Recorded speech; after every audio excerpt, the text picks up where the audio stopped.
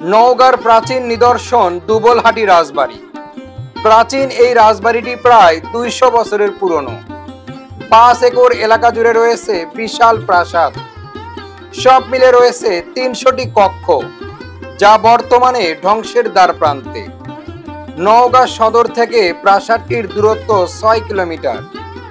রাজবাড়িটির অবস্থান সদর উপজেলার দুবলহাটি গ্রামে।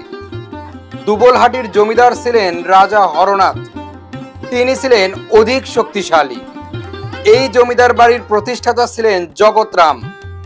তিনি ছিলেন একজন লবণ ব্যবসায়ী। ব্যবসার জন্য এই এলাকায় বসবাস শুরু করেন।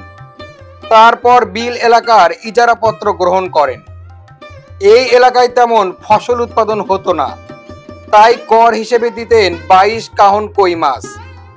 সে সময় বিলে প্রচুর কই মাছ পাওয়া যেত। কোথা থেকে এসেছেন আপনি? রায়নগর থানা। কেন এসেছেন? এই সৌন্দর্য রাজার বাড়ি এগুলো দেখার জন্য আসছে এখানে। এই বাড়ি কি প্রথম আসলেন নাকি আগেও আসছেন? এটা প্রথম আসছে এখানে। রাজার কি ইতিহাসগুলো জানেন? না, তা জানা নাই ভাই, কিন্তু আমার দেখতে আছে সৌন্দর্য লাগিচ্ছে, এই জন্য আমরা আসছি এখানে। একাই আসছেন না পরিবার সহ? হ্যাঁ, ছোট ভাই বোন নিয়ে আসছি এখানে বেড়াতে। দুবলহাটির জমিদার বিশাল এলাকা জুড়ে শাসন করত।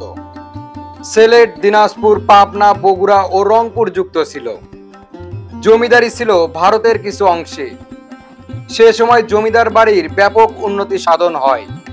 প্রাসাদের কর্নারে একটি মিনার ছিল, যাকে নিরাপত্তা চৌকি বলা হয়। মিনার থেকে চারপাশ পর্যবেক্ষণ করা হতো। রাজা হরনাথ প্রজাদের ব্যাপক নির্যাতন করত। শুরু হয় প্রজা বিদ্রোহ। প্রজা বিদ্রোহের নেতৃত্ব দেন আস্তান মোল্লা। জমিদারি বিলুপ্তির পর রাজা হরনাথ ভারতে চলে যায়।